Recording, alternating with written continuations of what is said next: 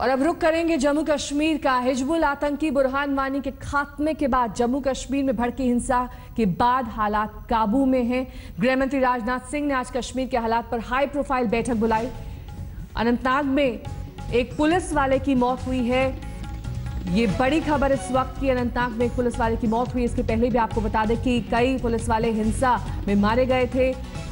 इसके तहत पीएमओ में राज्य मंत्री जितेंद्र सिंह भी राजनाथ सिंह से मिले थे और हालात पर चर्चा की थी। उन्होंने कहा कि कश्मीर में हालात काबू में हैं, लेकिन पुलिस की गाड़ी को जिस तरह से नदी में धकेला गया है, जिसकी वजह से पुलिस वाले की मौत हुई है, इस घटना को देखकर तो यही लगता है कि अभी तक हालात सामान्य नहीं हुए हैं। अनंतनाग में इस पुलिस वाले की मौत हुई है। अशरफ वानी हमारे संवाददाता इस वक्त तमाम जानकारी के साथ हमारे साथ जुड़ गए हैं। अशरफ, जाहिर तौर पर जिस वक्त ये पूरी घटना हुई है उस वक्त कर्फ्यू लगा हुआ था, हालात अब भी सामान्य नहीं है, वहां पर अब भी तनाव जैसी स्थिति बनी हुई है। नेहा, आप सही बता रही हैं कि जिस अंदाज से पिछले 2 दिन से बिल्कुल किसी तरह से भी हालात पर प्रशासन और पुलिस और सुरक्षा एजेंसियां काबू पाने में पूरी तरह से नाकाम रही हैं जम्मू कश्मीर में। यही कारण है कि जो मरने वालों का आंकड़ा है वो लगातार बढ़ रहा है। अब 16 आम लोगों की जानें गई हैं इन हिंसक प्रदर्शनों में और कुछ पुलिस वाले भी बहुत ज्यादा जो हैं वो घायल है।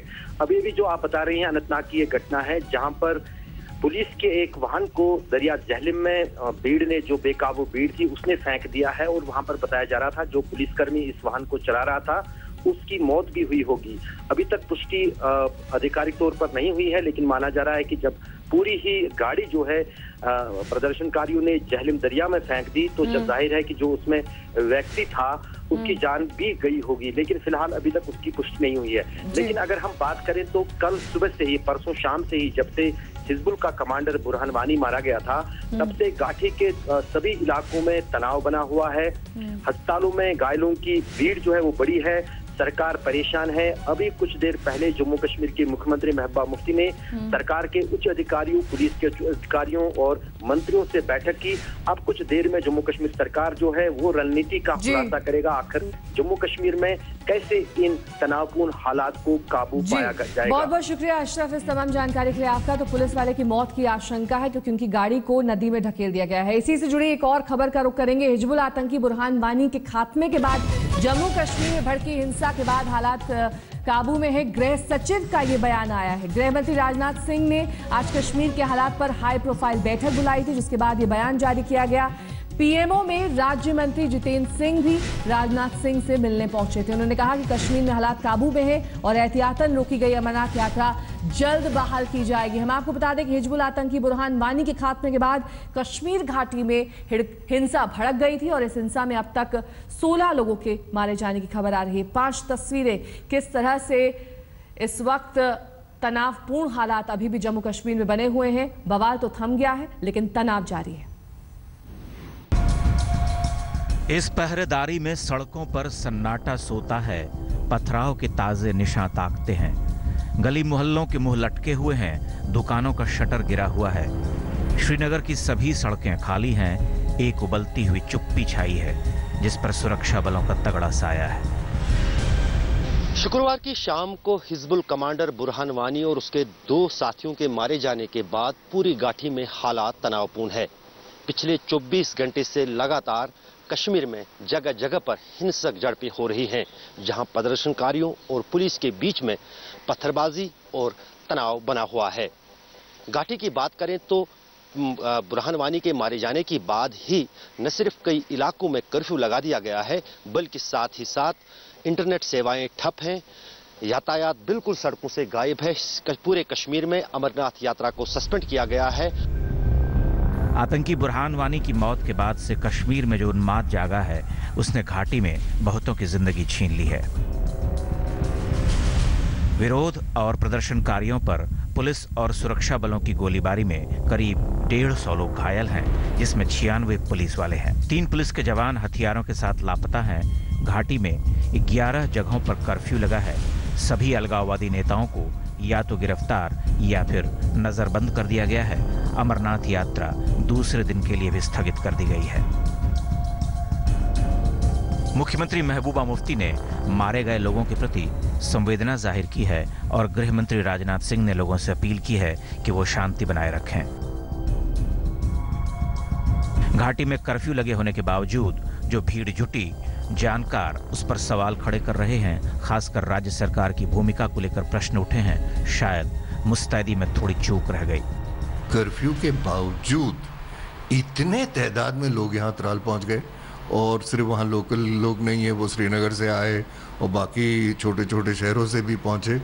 तो जो स्टेट गवर्नमेंट है वो क्या कर रही थी?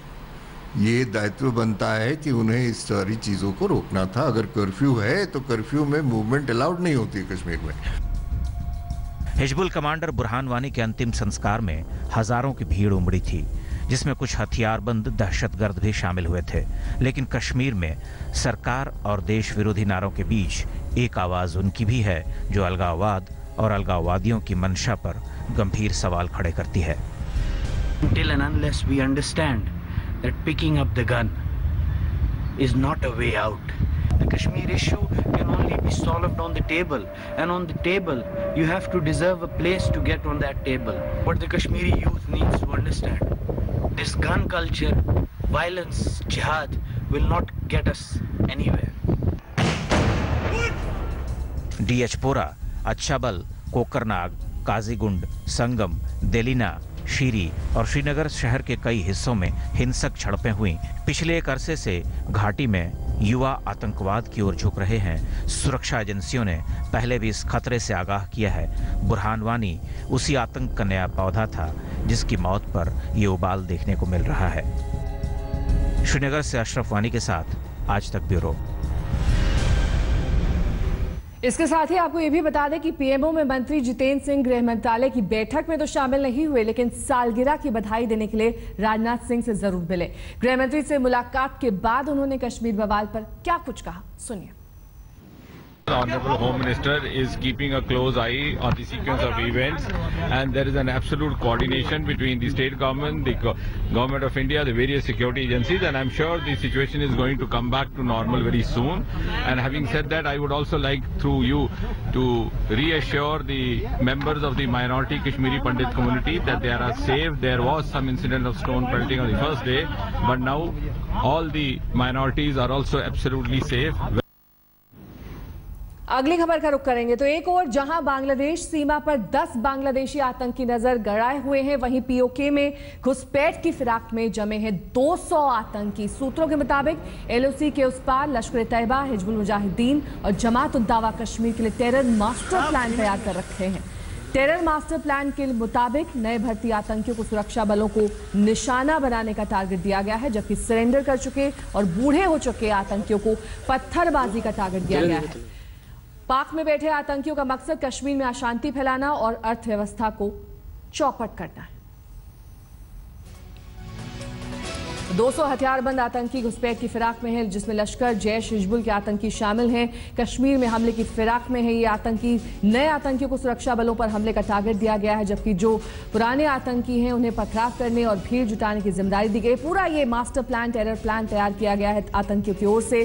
सीमा और घाटी पर किस तरह से दोहरा हमला करना है ये इस प्लान में शामिल है, और पर्यटकों को घाटी से भगाने की कोशिश किस तरह से करनी है ये भी इस मास्टर प्लान का हिस्सा है। बुरहान के नाम पर युवाओं को भटकाने की कोशिश की जा रही है।